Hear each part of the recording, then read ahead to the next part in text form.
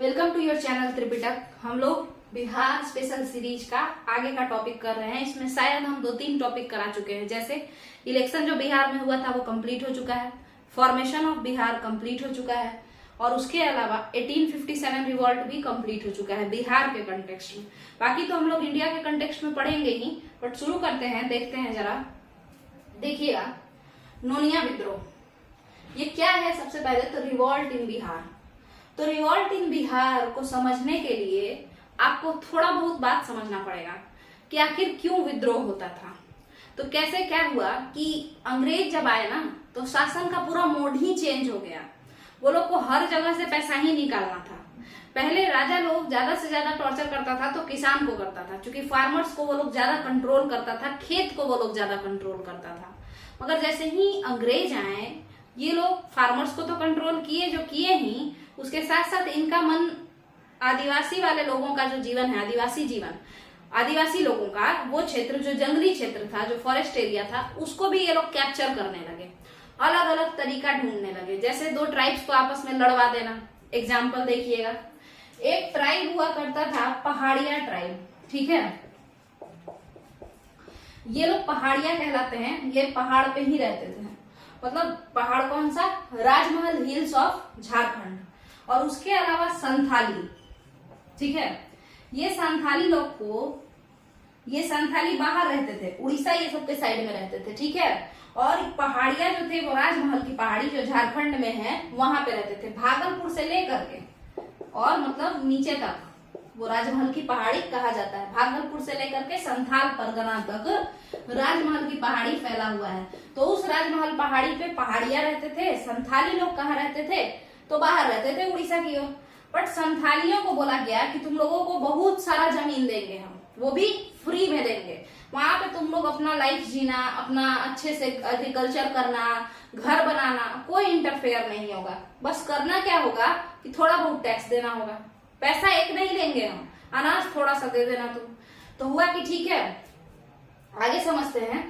संथाली गए और पहाड़िया लोगों के पास जाकर के, जहां पहाड़िया रहते थे वहां रहने लगे।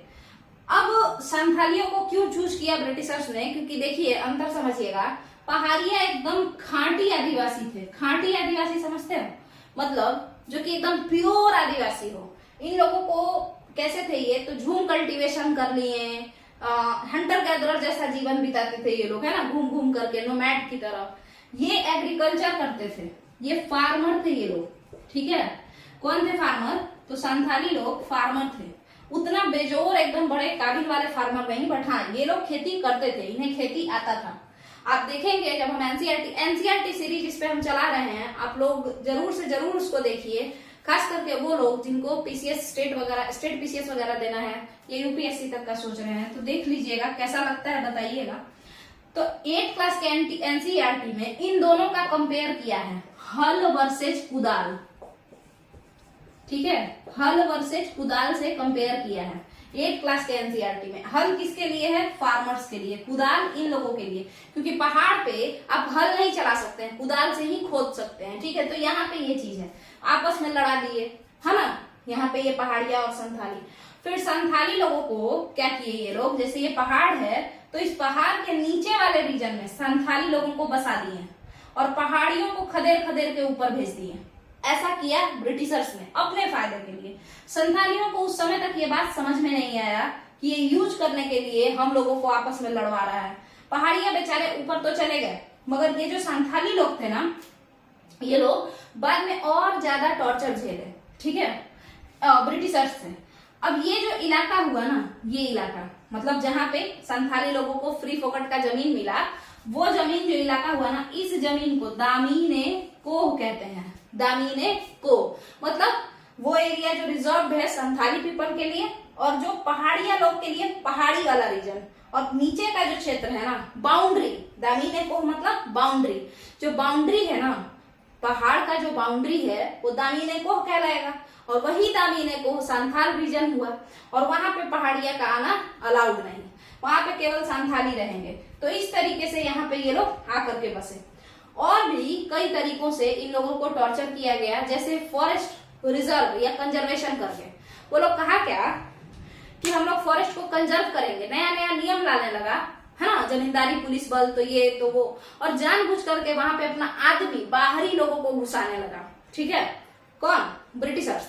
अब ब्रिटिशर्स के आड़ में यहाँ के भी जो ट्रेडर्स थे, जो बिजनेसमैन थे, वो लोग भी जाते थे और जा करके किस किस चीज के लिए, जैसे पोचिंग के लिए, पोचिंग मतलब एनिमल ट्रैफिकिंग कह लीजिए उसको, जैसे हाथी का दांत तोड़ देंगे, तोड़ के बेच देंगे, तो इस तरीके के चीजों के लिए, और जो भी बहुमूल्य चीजें होती हैं, प्रीशियस चीजें होती हैं फॉरेस्ट में, है ना, फॉरेस्ट प्रोडक्ट्स जो भी होता है, उन चीजों को सस्ते दाम पे खरीद करके बाहर में महंगे दामों पर बेचने के लिए लोग फॉरेस्ट की ओर बढ़ने लगे, चाहे वो ब्रिटिशर्स हो या फिर वो जो इंडियन थे, जो लालची इंडियन थे, उनको भी कह सकते हैं।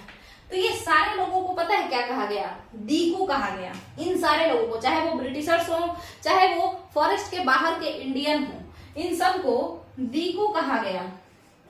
ये दीकू कैसे थे? ये दीकू मतलब बाहरी लोग, ठीक है। ये दीकू कैसे थे? ये इतना टॉर्चर किए इन लोगों को, इन आदिवासियों को। दीकू यानी ब्रिटिशर्स भी हो सकते हैं, नॉर्मल इंसान भी हो सकते हैं जो बाहर के हो जंगल के, वो।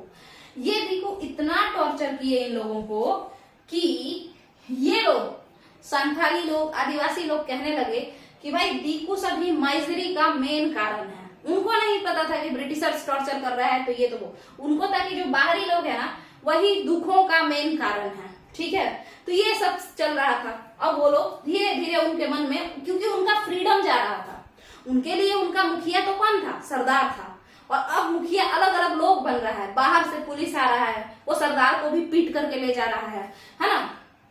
तो ये सारी चीजें हम लोग देखते हैं। आपको पता चलेगा कि एक सुरगा करके एक इंसान थे, तो उनकी वाइफ को पकड़ करके लेके चला जाता है कोई दीकू, और वो क्या थे? सुरगा जो थे वो सरदार थे, तो इस वजह से वहां पे विद्रोह होना जायज था, होगा ही। ठीक है, तो इस वजह से बहुत सारा चीज ये दीकू लोग टॉर्चर किया इन लोगों को, इनका फ्रीडम छीन लिया। जो ये लोग आपस में अपने फॉरेस्ट से सामान बटोर के खाते थे, बेचते थे, जो भी करते थे, ओपनली करते थे, इनका था सारा। और ये पूरा पर टैक्स लग गया, ब्रिटिशर्स टैक्स लगा दिए। कुल मिला जुला करके इन्हीं कारणों से जो है रिवॉल्ट का शुरुआत होता है। अब बात करते हैं कि सबसे पहला रिवॉल्ट कहाँ पे हुआ। तो आपको बता दें कि बिहार और यूपी वाला जो रीजन है, हम उसे प्राक राष्ट्रवाद कहते हैं या प्रोटो नेशनलिज्म कहते हैं उस रीजन को, कि यहीं पर सबसे पहले राष्ट्रवाद की भावना जागरूक हुई, है ना। जितने भी बड़े बड़े लीडर्स आप देखेंगे ज्यादातर यूपी और बिहार से ही है, चाहे वो राजेंद्र प्रसाद हो या फिर वो जवाहरलाल नेहरू हो। ठीक है, तो ऐसे करके हम लोग शुरू करते हैं। अब क्या हुआ, शुरुआती दौर में जो स्टार्ट हुआ ना, शुरुआती दौर में 1857 ये सब में भी देखिए तो बिहार और यूपी के काफी लोग थे। ठीक है, तो कहने का मतलब क्या है ना कि शुरुआती दौर वाला जो राष्ट्रवाद था वो कहाँ पे हुआ? बिहार और यूपी में ही हुआ।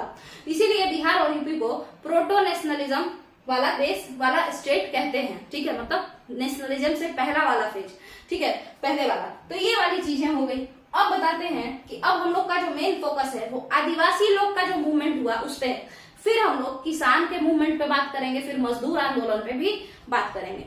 अब पढ़ने का तरीका क्या क्या होगा उसको हम लोग समझेंगे। देखिएगा, हम कह रहे हैं कि 2-3 तरीकों से हम लोग इसको याद कर सकते हैं, समझ सकते हैं, पढ़ सकते हैं। कैसे? तो एक काम तो हम ऐसा कर सकते हैं कि हम 2 भागों में बांट लें कि भाई एक तो बिहार में कुछ कुछ विद्रोह हुआ और एक झारखंड में कुछ कुछ हुआ। अब बिहार और झारखंड में कैसे कैसे, क्योंकि देखिए पहले तो बिहार झारखंड साथ में था, तो हम लोग दोनों को लेके चलेंगे। तो देखिए, ये बिहार में हुआ और इधर झारखंड में हुआ, मान के चलिए। ऐसे हम बांट के पढ़ सकते हैं। दूसरा तरीका है याद करने का, जो उसको हम समझ लेते हैं। हम ये कह सकते हैं कि ये 1857 का रिवॉल्ट है, ये तो बहुत इंपॉर्टेंट है ही। जो इससे पहले हुआ, पहले उसको एक साइड पढ़ लेते हैं, और जो इसके बाद में हुआ उसको एक साइड पढ़ लेते हैं। तो ज्यादा आसान हम लोगों के लिए ये वाला मॉडल होगा। वैसे आप खुद देखिएगा, जो आपके लिए आसान होना याद करने में, समझने में, आप उस मॉडल को फॉलो कीजिएगा। तो शुरू करते हैं। यहाँ पे कुछ उसी तरीके से लिखा हुआ है, आप लोग शुरू में देखिए यहाँ पे या यहाँ पे भी, तो ये हम उसी तरीके से कनेक्ट करके ही लिखवाए हैं, मतलब लिखे हैं, सॉरी। तो इस वजह से यहाँ पे हम लोग देखते हैं।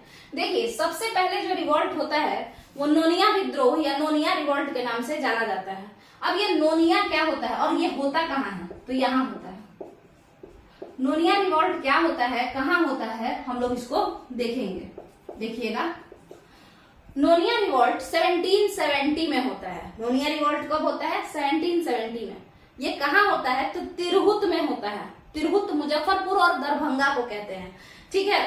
तिरहुत अभी वाला प्रमंडल नहीं, पहले तिरहुत दो जगहों को कहते थे, एक मुजफ्फरपुर को और एक दरभंगा को, साथ मिला करके तिरहुत, ठीक है। तो ये वही हुआ, यहाँ के लोग थे। उसके अलावा मान लीजिए ये बिहार है, तो तिरहुत वाले लोग तो इधर हो ही गए। इसके अलावा बिहार के पश्चिमी हिस्सा में यहाँ का छपरा का लोग, सारण, और बिहार के पूर्वी हिस्सा के पूर्णिया का लोग, बीच का लोग मुजफ्फरपुर दरभंगा, पश्चिम का लोग छपरा वाला यानी सारण, और पूर्व का लोग कौन है?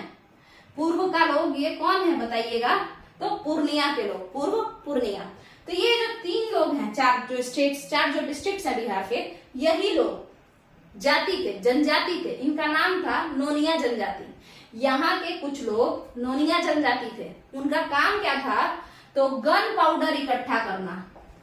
गन पाउडर को हिंदी में सोडा कहते हैं, सोडा, ठीक है। सोडा इकट्ठा करना, रॉ मटेरियल सोडा का। ये ऐसे ही मतलब बारूद, ये आपको मिट्टी में ही मिल जाता था, ठीक है। मिट्टी में ही ऐसे कहीं कहीं की मिट्टी में इसका टेक्सचर ज्यादा होता था, बहुत ज्यादा मात्रा में ये पाया जाता था। तो ये लोग उसका जो कच्चा माल होता है ना, वो इकट्ठा कर लेते थे। अब जो व्यापारी होते थे, आप लोग एक बात समझ लीजिए, व्यापारी केवल और केवल अंग्रेज ही नहीं होते थे। व्यापारी कोई भी हो सकता था। व्यापारी इंडियन भी हो सकता था, इंडिया राजा का कोई मतलब इंडिया का कोई राजा या कोई जमींदार या फिर कोई अंग्रेज भी हो सकता था। तो जो व्यापारी होते थे ना, वो लोग इन लोगों से सस्ते दाम पर गन पाउडर खरीद लेते थे और बड़े ही अच्छे दाम पर ये लोग अपना फायदा निकालते थे बाहर में बेच करके। अब नोनिया लोगों को, नोनिया जनजाति, नोनिया ट्राइब को ये पता चला कि ये तो बहुत बढ़िया मतलब व्यवस्था किए हो तुम लोग भाई। तो अब वो लोग रिवॉल्ट कर दिए। किस वजह से किए? कि हमको और भी पैसा दो, इसीलिए। ये छपरा के लोग, छपरा का नोनिया जनजाति, पूर्णिया का नोनिया जनजाति, मुजफ्फरपुर और दरभंगा यानी उस समय के तिरहुत का नोनिया जनजाति या नोनिया ट्राइब। ये हो गया आपका नोनिया रिवॉल्ट, जो हुआ कब? 1770 में। आप लोग इसको लिखिएगा, ध्यान से देखिएगा, लिखिएगा इसको। 1770 में ये हुआ और 1800 में हम लोग देखते हैं कि ये खत्म होता है, शांत पड़ता है। तो यहाँ पे एक चीज तो आप लोग समझ गए, ये हुआ कहाँ है? मुजफ्फरपुर, ये सब कहाँ का जगह है? बिहार का जगह है, ठीक है। अब इसी समय में और भी चलेगा, इसको हम झारखंड से कनेक्ट करेंगे, बट थोड़ा सा आपको यहाँ पे देखना पड़ेगा। देखिएगा, नोनिया के बाद हम लोग देखेंगे 1770 में यानी कि 1770 में नोनिया रिवॉल्ट हुआ ना।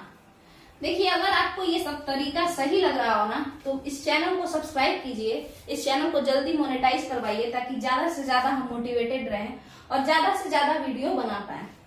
तो देखिए, आप लोग समझते हैं। देखिए, नोनिया रिवॉल्ट जो है ये 1770 में हुआ। इसके 100 साल बाद, इसके कनेक्ट कीजिएगा, इसको याद करने में आसानी होगा। इसके 100 साल बाद आप लोग देखेंगे 1770 के 100 साल बाद 1870 यानी 1870 में एक झारखंड के संथाल जिले में, संथाल रीजन में क्या आपको देखने को मिलेगा? 1870 में एक ठो सफाहोड़ आंदोलन देखने को मिलेगा। कौन सा आंदोलन? सफाहोड़ मूवमेंट या आंदोलन। अब ये क्या है, इसको समझ लेते हैं। तो ये एक इंसान थे, ये जो मूवमेंट है इसको थोड़ा सा देखिएगा। ये जो एक इंसान थे सफाहोर मूवमेंट वाले, ये बोले, इनका नाम था बाबा भागीरथ मांझी। बाबा भागीरथ मांझी हर वक्त राम जी का नाम लेते रहते थे। किसी भी नुक्कड़ पे बैठ जाते थे, किसी भी चौराहे पे बैठ जाते थे और राम नाम का जप करते थे। मान के चलिए ऐसा कि जय श्री राम बार बार कर रहे हैं। ये इनका एक एजेंडा था, जैसे कोड होता है ना, उस तरीके से कि मान के चलिए जैसे हम जाएं और जा करके किसी के पास बोलते रहे जय श्री राम अलग तरीके से, तो वो इंसान समझ जाएगा कि ये सफाहोर मूवमेंट से जुड़ा हुआ इंसान है। और फिर उसके बाद वो उसको कुछ बताएगा कि देखो वहां से ट्रेन जा रहा है, उस पर अटैक करना है। समझ में आया? ये उन लोगों का कोड था। तो कई दिनों तक, कई सालों तक अंग्रेजों को तो भनक भी नहीं लगा कि बाबा भागीरथ मांझी एक विद्रोही है या एक फ्रीडम फाइटर है। अंग्रेजों के लिए तो विद्रोही हुए, हमारे लिए तो फ्रीडम फाइटर हुए ना। तो भागीरथ मांझी एक विद्रोही है या फ्रीडम फाइटर है, अंग्रेजों को समझ में भी नहीं आया, क्योंकि ये बड़े आराम से नुक्कड़ पे बैठे रहते थे, चौराहे पे बैठे रहते थे और राम नाम जपते रहते थे। इन लोगों का काम क्या था, तो अंग्रेजों का सफाया करना चाहते थे ये, ठीक है। मगर इनका थोड़ा बहुत ये वायलेंस भी इसमें यूज करते थे। अब इस संस्था से जुड़ते हैं दो लोग, झारखंड के ही दो लोग, देखिएगा, पैका मुर्मू। पैका मुर्मू आप सुने होंगे, द्रौपदी मुर्मू अभी जो प्रेसिडेंट है, तो उसी तरीके से मुर्मू, हालांकि वो तो शायद उड़ीसा की हैं, तो पैका मुर्मू। और उस समय का अगर आप बात करें तो उड़ीसा भी तो हम लोग के साथ ही था ना, उड़ीसा भी तो बिहार के साथ ही था। तो चलते हैं, देखते हैं आगे। पैका मुर्मू हो गए। इसके अलावा एक और इंसान थे, एस.एन. हल्दर, ऐसे करके कुछ उनका नाम था, उनका नाम मेरे ध्यान से हट गया है, एस.एन. हल्दर शायद उनका नाम था। हाँ, एस.एन. हल्दर। और ये क्या किए, एस.एन. हल्दर क्या किए, एक संस्था बनाए थे। इस संस्था से तो जुड़े ही थे, इस संस्था से ये प्रभावित तो थे ही, जुड़े भी थे, मगर एक और संस्था बनाए थे ये, उसका नाम था देशोद्धारक दल। देशोद्धारक दल। ये जो संस्था था, ये सुभाष चंद्र बोस के आजाद हिंद फौज से काफी प्रभावित था। ये जो आपका संस्था था देशोद्धारक दल, ये आजाद हिंद फौज ऑफ सुभाष चंद्र बोस से काफी प्रभावित था।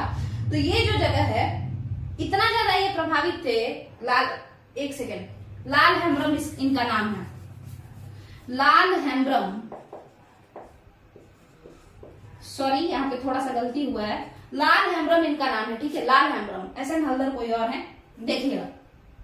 तो लाल हेम्ब्रम इससे जुड़े हुए थे, सफाहोड़ आंदोलन से भी, और देशोद्धारक दल भी बनाए थे। देशोद्धारक दल आजाद हिंद फौज ऑफ सुभाष चंद्र बोस से काफी ज्यादा प्रभावित था, इतना ज्यादा कि लाल हेम्ब्रम सुभाष चंद्र बोस से मिलने भी गए थे। हालांकि कुछ परिस्थितियों के कारण ये लोग आपस में मिल नहीं पाए, ठीक है। और लाल हेम्ब्रम गांधी जी के कहने पर 1947 के समय में जेल भी, यानी सरेंडर किए थे। सरेंडर तो किए, मगर उनके खिलाफ कोई सबूत नहीं था, तो वो छूट गए। मगर गांधी जी का बात भी ये लोग मानते थे। कहने का मेरा मतलब क्या है कि ये अहिंसक, ये हिंसावादी थे, इनको किसी भी कीमत पर हटाना था। किसको हटाना था? अंग्रेजों को हटाना था। मगर फिर भी ये गांधी जी के बातों को मानते थे। गांधी जी के कहने पर लाल हेम्ब्रम जो थे वो क्या किए थे, वो सरेंडर किए थे, बट इनके खिलाफ कोई भी सबूत नहीं था, इस वजह से इनको छोड़ दिया गया। तो ये हो गया लाल हेम्ब्रम का देशोद्धारक दल और पैका मुर्मू। ये सब कंप्लीट हो जाता है। तो आप देखिए हम क्यों नोनिया और सफाहोड़ को साथ में पढ़ाए हैं, क्योंकि नोनिया 1870 में बिहार में हुआ, ठीक है, और नोनिया 1770 में बिहार में हुआ, ठीक है। और इसके 100 साल बाद सफाहोड़ आंदोलन 1870 में झारखंड में देखने को मिलता है। झारखंड वाला रीजन जो साउथ बिहार के पास का रीजन होगा, वो वाला रीजन, ठीक है। तो चलिए, ये टॉपिक जो है आपका कंप्लीट होता है। अब अगले टॉपिक की तरफ हम लोग आगे बढ़ेंगे। अगला जो है, क्योंकि रिवॉर्ड्स कितने हैं, लगभग 13 या 14 रिवॉर्ड्स हैं, जो कि मतलब बिहार से रिलेटेड इंपॉर्टेंट है वो। तो फिर से बिहार और झारखंड करके थोड़ा सा समझते हैं। किसी भी तरीके से हम लोग को याद में रहना चाहिए, और अगर आप इसको कोरिलेट करके बताएंगे ना, तो और ज्यादा मतलब बढ़िया रहता है, ज्यादा दिन तक याद रहता है ऐसे। तो देखते हैं अगला जो है वो है वहाबी आंदोलन। तो पहले हम लोग वही बिहार और झारखंड कर लेते हैं।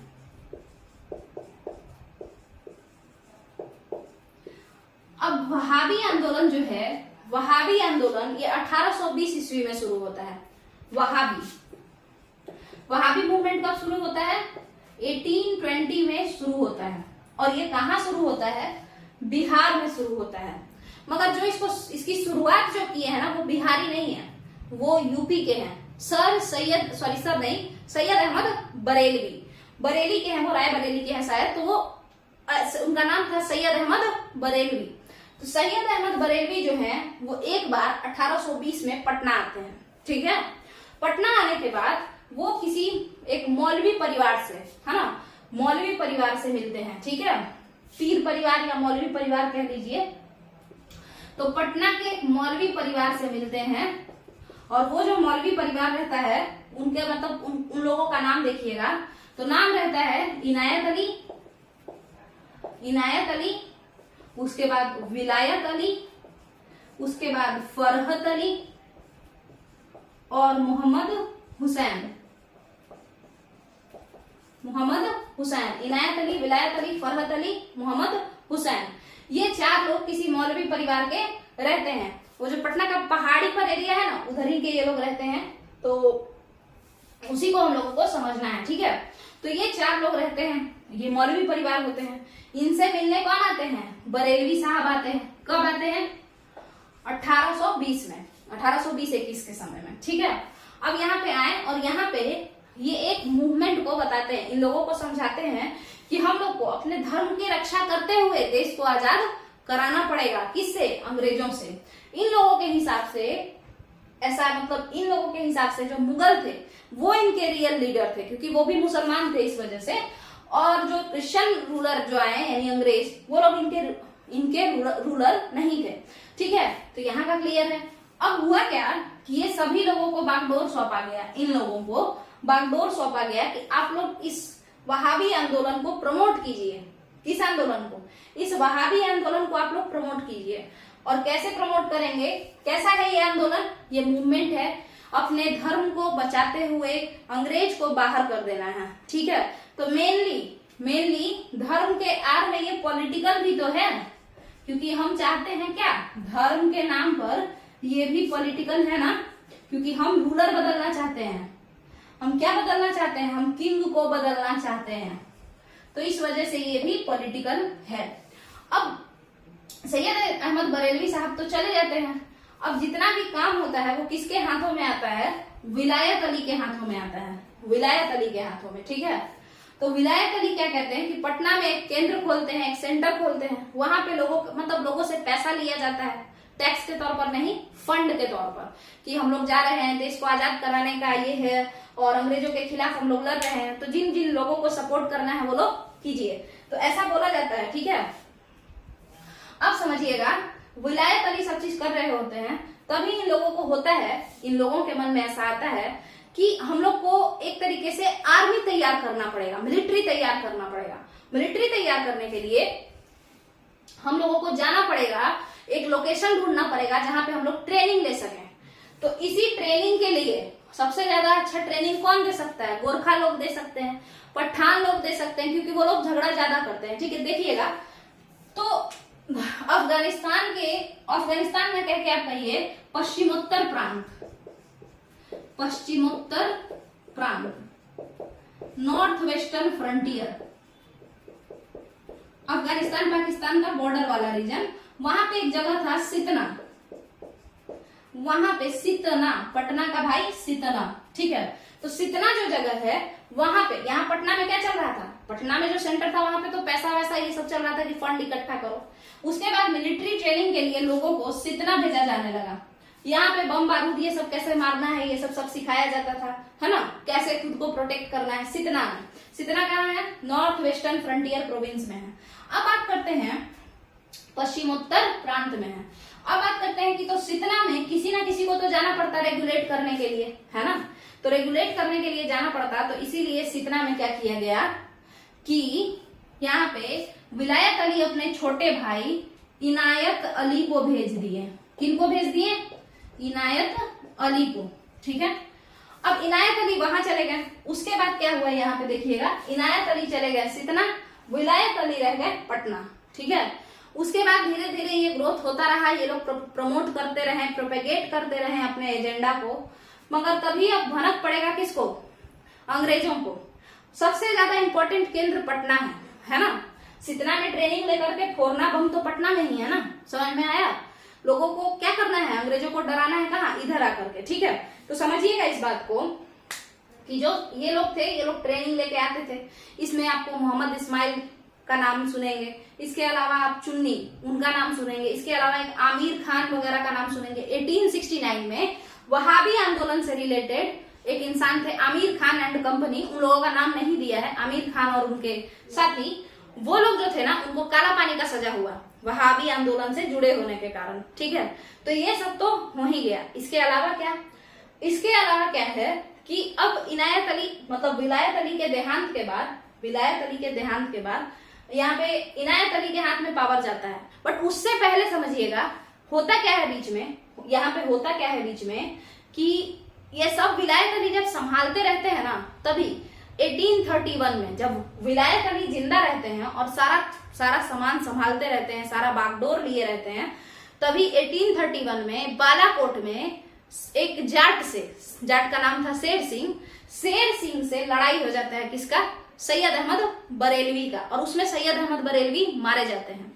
सैयद अहमद बरेलवी के मारे जाने के बाद जो रूलर, जो हेड बनता है वहाबियों का, वो कौन होता है उसको समझिएगा। वो एक इंसान जो कि दिल्ली के रहते हैं, उनका नाम रहता है नसीरुद्दीन, ठीक है, वो बन जाते हैं। हेड कौन बन जाते हैं वहाबियों के? नसीरुद्दीन। सैयद अहमद बरेलवी के डेथ के बाद दिल्ली के एक इंसान नसीरुद्दीन वहाबी आंदोलन के हेड बन जाते हैं। मगर पटना में जो पॉलिटिकल बागडोर था वो अभी भी विलायत अली के ही हाथों में रहता है, ठीक है। आफ्टर विलायत अली ये जो वहाबी लोग हैं उनका मूवमेंट का पतन होना शुरू हो जाता है। और अब देखिएगा कि पतन में ये लोग किस तरीके से क्या क्या करेंगे। अंग्रेज क्या करते हैं कि सबसे पहले वहाबियों का मेन सेंटर ढूंढते हैं। अंग्रेज क्या करते हैं कि सबसे पहले वहाबियों का मेन सेंटर ढूंढते हैं, क्योंकि अब तो विलायत अली रहे नहीं, तो चलो टॉर्चर करते हैं, ठीक है। तो अंग्रेज सबसे पहले वहाबियों का सेंटर ढूंढते हैं। उनको पता चलता है कि पटना ही सेंटर है, तो पटना सेंटर है, तो सबसे पहले ये लोग पटना को 2 भागों में बांट देते हैं।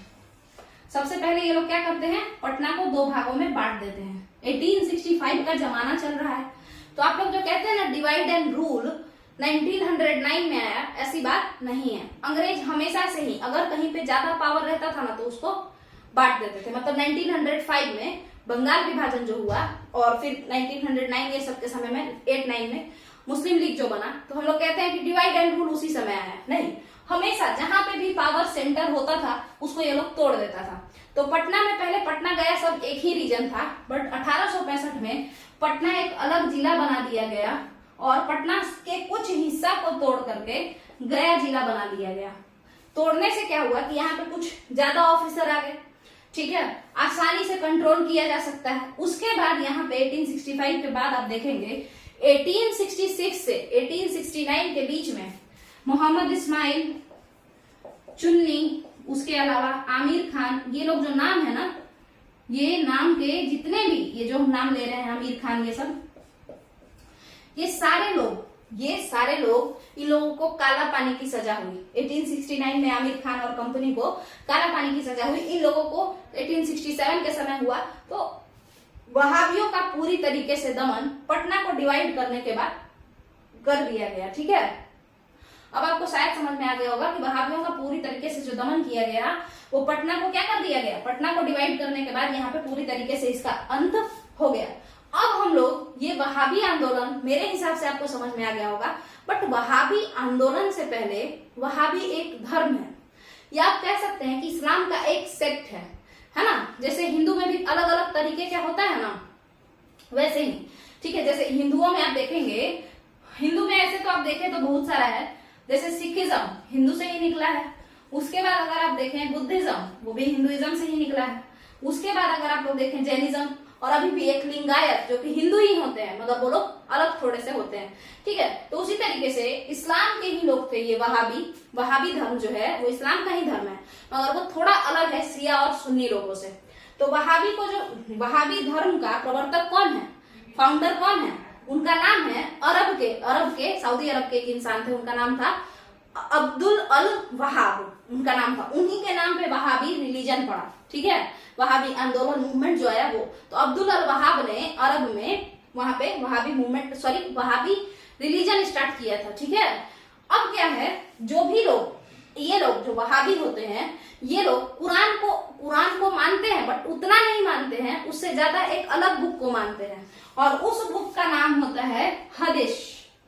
उस बुक का नाम क्या होता है, हदीस जो होता है, इसको वो लोग ज्यादा मानते हैं, वहाबी लोग, ठीक है, जो वहाबिज्म को फॉलो करते हैं या वहाब के जो रिलीजन को फॉलो करते हैं, ठीक है। अब देखिए, और जो लोग इस हदीस को मानते हैं वो खुद को क्या कहते हैं, जैसे हम अगर रामायण को मानते हैं तो हम खुद को क्या कहते हैं, हिंदू कहते हैं। उसी तरीके से जो लोग इस किताब हदीस को मानते हैं वो खुद को क्या कहते हैं, अहले हदीस, अहले हदीस।